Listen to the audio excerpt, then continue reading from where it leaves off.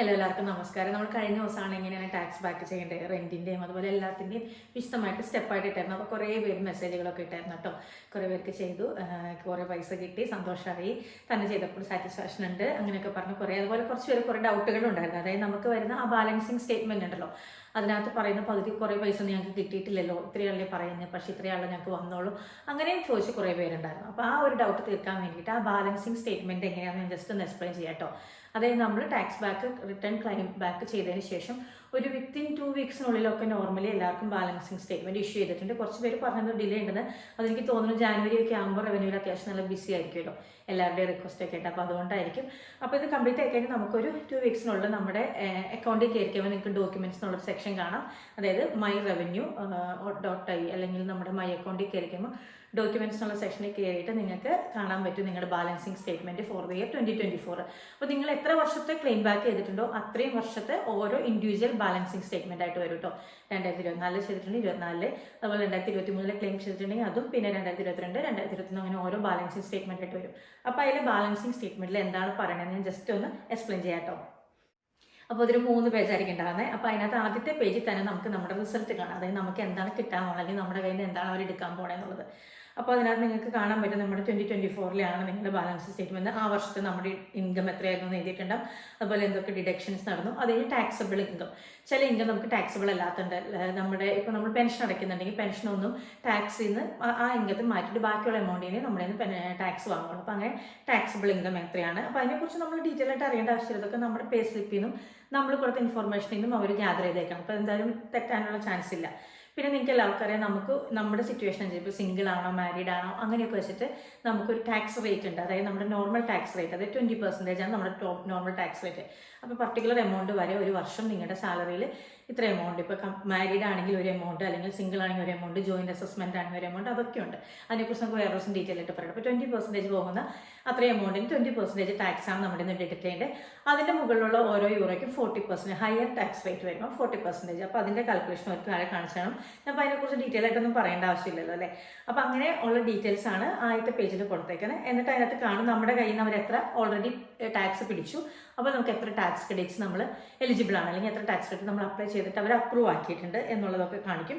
അതിൻ്റെ ഏറ്റവും പിന്നെ അതുപോലെ ടാക്സിൻ്റെ കാര്യം കഴിഞ്ഞതിന് ശേഷം പിന്നെ കാണിക്കുന്നത് യു എസ് സിയുടെയും ഇതുപോലെ UECക്ക് നമുക്ക് ഓരോ റേറ്റ് ബാൻഡ് ഉണ്ട്. ഇത്ര വരെ ഇത്ര USC ഇത്ര പെർസെൻറ്റേജ്. അപ്പോൾ USCയും എത്രയായി എത്ര, അപ്പോൾ നമുക്ക് അതിനകത്ത് കാണിക്കും. ഇപ്പോൾ ടാക്സിൻ്റെ കാര്യം എടുക്കുമ്പോൾ തന്നെ നമുക്ക് ടാക്സിനോട് നിങ്ങൾക്ക് കാണാം പേ റിസൾട്ട് എത്രയാണ്, ഓവർ പേയ്മെന്റ് ആണോ അണ്ടർ പേയ്മെന്റ് ആണോ. ഓവർ പേയ്മെന്റ് എന്ന് പറഞ്ഞാൽ നമ്മൾ കൊടുക്കേണ്ടതിനേക്കാൾ കൂടുതൽ ടാക്സ് നമ്മൾ കൊടുത്തു, അപ്പോൾ നമുക്ക് അവർ തിരിച്ചു തരണം.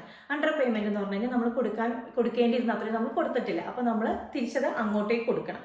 അപ്പോൾ പേയുടെ റിസൾട്ട് അവിടെ ടാക്സിന്റെ റിസൾട്ട് ആദ്യത്തെ സെഷനിൽ കാണിക്കും. അതിന് തൊട്ട് താഴെ USCയുടെ കാണിക്കുന്നുണ്ടാവും.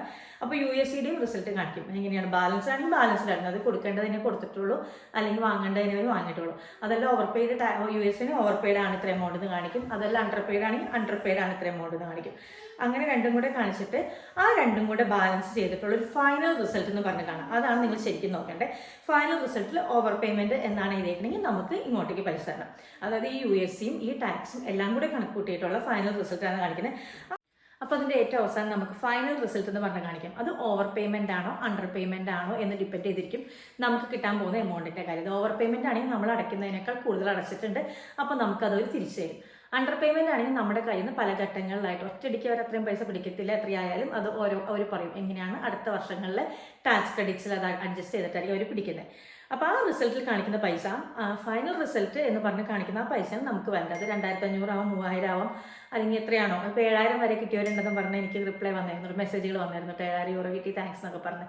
അപ്പോൾ അതൊക്കെ കേട്ടപ്പോൾ സന്തോഷമുണ്ട്. അപ്പോൾ ആ എമൗണ്ട് ആണ് നമ്മുടെ കയ്യിൽ നിന്ന് നമുക്ക് തിരിച്ചു തരണേ.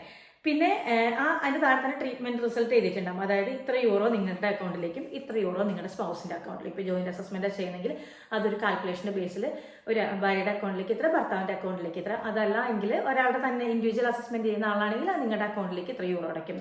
അതും ഒരു നമുക്ക് ഈ സ്റ്റേറ്റ്മെന്റ് ഓഫ് ലയബിലിറ്റി ഇഷ്യൂ ചെയ്തതിന് ശേഷം ഒരു 3-4 ദിവസത്തിനുള്ളിൽ തന്നെ നമ്മുടെ അക്കൗണ്ടിലേക്ക് അത് വന്ന് ക്രെഡിറ്റ് ആവാറുണ്ട് കേട്ടോ. പിന്നെയുള്ള സെക്കൻഡ് ലീഫ് വെച്ചിട്ടാണ്, അപ്പുറത്തെ സെക്കൻഡ് പേജ് വെച്ചിട്ടാണ് മിക്കവാറും എല്ലാവർക്കും സംശയമുള്ളത്. അതിനകത്ത് ഇത്രയും ടാക്സ് ക്രെഡിറ്റുകൾ വന്നിട്ടുണ്ടല്ലോ, പക്ഷെ എനിക്കിപ്പോൾ എല്ലാ ടാക്സ് ക്രെഡിറ്റും കൂടെ personal tax credit 3750, employee tax credit ഇത്രയുണ്ട്, റെന്റ് ടാക്സ് ക്രെഡിറ്റ് ഇത്രയുണ്ട്, ഡിപ്പെൻഡന്റ് റിലേറ്റീവ് ഉണ്ട്, ഹെൽത്ത് എക്സ്പെൻസ് ഉണ്ട്, അതൊക്കെ വന്നിട്ടും എനിക്ക് എന്ത് 2500 അല്ലെങ്കിൽ 3000 കിട്ടി എന്നുള്ള ചോദ്യങ്ങളാണ് കൂടുതൽ സംശയമായിട്ട് വന്നത്. അതിനുള്ള ഉത്തരം എന്താണെന്ന് വെച്ചാൽ അതിൽ പലതും നമ്മൾ at the beginning of the year തന്നെ, അതായത് 2024 വർഷം തുടങ്ങിയപ്പോൾ തന്നെ നമ്മൾ ടാക്സ് ക്രെഡിറ്റ് ക്ലെയിം ചെയ്തിട്ടുണ്ടാവും. അപ്പോൾ അതൊക്കെ നമ്മുടെ സാലറിയിൽ ആ ടാക്സ് ക്രെഡിറ്റ് കഴിഞ്ഞിട്ടുള്ള ടാക്സ് ഡിഡക്ട് ചെയ്തിട്ടുള്ളൂ. പിന്നെ നമ്മൾ എക്സ്ട്രാ ആഡ് ചെയ്ത സാധനങ്ങളാണ് നമ്മുടെ കൂട്ടത്തിൽ ആഡായി പോകുന്നത്. ഇപ്പോൾ റെന്റ് ടാക്സ് ക്രെഡിറ്റ് ചിലപ്പോൾ നിങ്ങൾ ഇപ്പോൾ ഇൻകം ടാക്സ് റിട്ടേൺ കംപ്ലീറ്റ് ചെയ്തപ്പോഴായിരിക്കും റിക്വസ്റ്റ് ചെയ്തേക്കണേ. മെഡിക്കൽ എക്സ്പെൻസ് നമ്മളിത് കംപ്ലീറ്റ് ചെയ്തപ്പോഴായിരിക്കും റിക്വസ്റ്റ് ചെയ്തേക്കണേ. അപ്പോൾ ആ കാര്യങ്ങളാണ് നമുക്ക് ഇപ്പോൾ ആഡ് ഓൺ ആയിട്ട് കിട്ടുന്നത്. പിന്നെ അത് കഴിഞ്ഞ് പിന്നെ ഇടയ്ക്ക് എങ്ങാനും വല്ലപ്പോഴൊക്കെ ഒരു കുറവ് പിടിച്ചിട്ടുണ്ടാകും. അപ്പോൾ അതങ്ങനെയൊക്കെ ബാലൻസ് ആയിട്ട് കിട്ടും. അപ്പോൾ ഇപ്പോഴത്തെ പേജിൽ കാണിക്കുന്ന ഓരോന്നും നമുക്ക് തിരിച്ചിട്ട് പിന്നെ തരത്തില്ല കേട്ടോ. ആ ഫസ്റ്റ് പേജിൽ ഫൈനൽ റിസൾട്ട് എന്ന് പറഞ്ഞ് നമുക്ക് എന്താണ് കൊടുത്തിരിക്കുന്നത് അതാണ് നമുക്ക് കിട്ടാൻ പോകുന്ന പൈസ, അല്ലെങ്കിൽ നമ്മുടെ കയ്യിൽ നിന്ന് എടുക്കാൻ പോകുന്ന പൈസ. എല്ലാവർക്കും കിട്ടുകയായിരുന്നു എന്ന് പ്രതീക്ഷിക്കുന്നു കേട്ടോ, ആർക്കും പോകേണ്ട വന്നില്ലായിരിക്കല്ലേ. അപ്പോൾ അങ്ങനെയാണ്. അപ്പോൾ ഇപ്പോഴത്തെ പേജിൽ കാണിക്കുന്ന കണക്കുകൾ നമുക്ക് നമ്മൾ ക്ലെയിം ചെയ്തിട്ടുള്ളതും നമുക്ക് അപ്രൂവ് ആയിട്ടുള്ള ടാക്സ് ക്രെഡിറ്റ്സിന്റെ ഡീറ്റെയിൽസ് ആണ് കേട്ടോ. അപ്പോൾ നിങ്ങൾ കൊടുത്തതിൽ ഇപ്പോൾ ഹെൽത്ത് എക്സ്പെൻസ് കൊടുത്തതിന്റെ 20% ആണ് നമുക്ക് കാണിക്കുക കേട്ടോ. അപ്പോൾ നിങ്ങൾ ഇപ്പോൾ 500 euro കൊടുത്തിട്ടുണ്ടെങ്കിൽ 500 euro 20% ആയിട്ടുള്ള എമൗണ്ട് ആണ് ഇവിടെ ടാക്സ് ക്രെഡിറ്റ്സ് എന്നും പറഞ്ഞ് കാണിക്കുക. പിന്നെ റെന്റ് എത്ര എമൗണ്ട് കൊടുത്തിട്ടുണ്ടെങ്കിലും 1000 ആണ് ഒരാൾക്ക് പെർ ഹെഡ് മാക്സിമം. അപ്പോൾ 2 പേരുണ്ടെങ്കിൽ 2000 euro ജോയിന്റ് അസസ്മെന്റ് ആണ്. അങ്ങനെ അപ്പോൾ ഇപ്പോഴത്തെ പേജ് കണ്ടിട്ട് ഇപ്പോഴത്തെ പേജിലെ എമൗണ്ട് എനിക്ക് തന്നില്ല എന്ന് പറയരുത്. നമ്മുടെ ഫസ്റ്റ് പേജിൽ കാണുന്ന ഫൈനൽ റിസൾട്ട് ആണ് നമുക്ക് പൈസയായിട്ട് കിട്ടുന്നത്. അത് സെക്കൻഡ് പേജിൽ കാണിക്കുന്നത് അതിന്റെ ബ്രേക്ക് ഡൗൺ ഫിഗേഴ്സ് ആണ്, എങ്ങനെയൊക്കെയാണ് ആ റിസൾട്ടിലേക്ക് എത്തിയെന്നുള്ളൊരു ബ്രേക്ക് ഡൗൺ ഫിഗേഴ്സ് ആണ്. അപ്പോൾ അതുകൊണ്ടാണ് കുറച്ചേരെങ്കിലും കൺഫ്യൂസ്ഡ് ആയെന്ന് എനിക്ക് തോന്നുന്നു. പിന്നെ ചോദിച്ചിരുന്ന കാര്യമായിരുന്നു 2024 നമുക്ക് 2025 ഇപ്പോൾ ഈ വർഷമാണല്ലോ നമ്മൾ ക്ലെയിം ചെയ്യുന്നത്. അപ്പോൾ നമുക്ക് ഞാൻ എപ്പോഴും പറയാനുള്ള കാര്യം ബാക്ക് ടു 4 years നമുക്ക് ചെയ്യാൻ പറ്റുള്ളൂ. അതായത് ഇപ്പോൾ നമ്മൾ ചെയ്യുമ്പോൾ 21, 22, 23, 24 ചെയ്യാനേ പറ്റുള്ളൂ. അപ്പോൾ ഇപ്പോൾ 21 ആരെങ്കിലും ചെയ്യാത്തുണ്ടെങ്കിൽ ഈ ദിവസങ്ങൾ ചെയ്ത് തീർത്താലേ പറ്റുള്ളൂ. അല്ലെങ്കിൽ പിന്നെ ആ 4 years എന്നുള്ള വിൻഡോ കഴിഞ്ഞു കഴിഞ്ഞാൽ പിന്നെ നമുക്ക് ചെയ്യാൻ പറ്റില്ല കേട്ടോ. അതുപോലെ സ്പൗസിൽ ഒരാളുടെ അക്കൗണ്ടിനെ നമുക്ക് ക്ലെയിം ചെയ്യാൻ പറ്റുന്നത് അത് ആരെയാണോ നമ്മൾ എലക്റ്റീവ് സ്പൗസ് ആയിട്ട് എലക്ട് ചെയ്ത് വെച്ചിരിക്കുന്നത് അവരുടെ അക്കൗണ്ടിനെ ചെയ്യാൻ പറ്റത്തുള്ളൂ. പിന്നെ ഓൾറെഡി നമ്മൾ ചെയ്താലും നമുക്ക് എന്തെങ്കിലും വിട്ടുപോയിട്ടുണ്ടെങ്കിൽ ഈ ടാക്സ് ക്രെഡിറ്റ് സർട്ടിഫിക്കറ്റ് നമ്മുടെ ലയബിലിറ്റി സർട്ടിഫിക്കറ്റ് ഇഷ്യൂ ചെയ്യുന്നതിന് മുന്നേ നമുക്ക് വിട്ടുപോയിട്ടുണ്ടെങ്കിൽ നമുക്ക് കയറി അമെൻഡ് ചെയ്യാം. അതും ഞാൻ നമ്മുടെ കഴിഞ്ഞ വീഡിയോയിൽ പറഞ്ഞിട്ടുണ്ട്. നമ്മൾ ടാക്സ് ബാക്ക് ക്ലെയിം ചെയ്താലും ലയബിലിറ്റി സർട്ടിഫിക്കറ്റ് ഇഷ്യൂ ചെയ്തിട്ടുണ്ടെങ്കിൽ പോലും നമുക്ക് അവിടെ അമെൻഡ് എന്നുള്ള ഓപ്ഷൻ ഉണ്ട്. അപ്പോൾ ഇൻ കേസ് നിങ്ങൾ 2024 ഇതൊക്കെ വന്നു, എന്നാൽ നമ്മുടെ ഹെൽത്ത് എക്സ്പെൻസുകൾ എന്തെങ്കിലുമൊക്കെ ചെയ്യാനുണ്ട്, അല്ലെങ്കിൽ നമ്മുടെ റെന്റ് ചെയ്യാൻ പറഞ്ഞു, പക്ഷേ സ്റ്റിൽ നമുക്ക് ഗോ ബാക്ക് പോയിട്ട് 2024 തന്നെ ഇയർ സെലക്ട് ചെയ്യാം. എന്നിട്ട് അതിനകത്ത് കയറിയിട്ട് അമെൻഡ് ഓപ്ഷൻ കൊടുത്തു കഴിഞ്ഞാൽ അതും നമുക്ക് ക്ലെയിം ചെയ്യാൻ പറ്റും കേട്ടോ.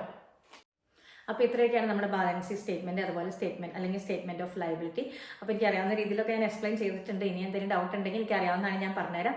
പിന്നെ കുറച്ച് പേര് ചോദിച്ചത് ട്യൂഷൻ ഫീസ് സ്റ്റുഡൻസിന്റെ കാര്യത്തിൽ നിങ്ങൾക്ക് ഇൻകം ഉണ്ടെങ്കിൽ നിങ്ങൾ ഇൻകം, അതായത് നമ്മൾ കൊടുത്ത ടാക്സിന്റെ ടാക്സ് ബാക്ക് ആണ് നമുക്ക് കിട്ടും. നമ്മൾ ടാക്സ് പേ ചെയ്തിട്ടുണ്ടെങ്കിൽ അതിൽ നമ്മൾ ടാക്സ് കൊടുക്കേണ്ടാത്ത കുറേ കാര്യങ്ങൾ ഉള്ളതുകൊണ്ടാണ് നമുക്ക് ടാക്സ് വെച്ചത്. അപ്പോൾ നിങ്ങൾ ഇൻകം ഉണ്ട്, നിങ്ങൾ ടാക്സ് പേ ചെയ്തിട്ടുണ്ടെങ്കിൽ നിങ്ങൾക്കും ക്ലെയിം ചെയ്യാം, നിങ്ങളാണ് ട്യൂഷൻ ഫീസ് അടച്ചേക്കണമെങ്കിൽ.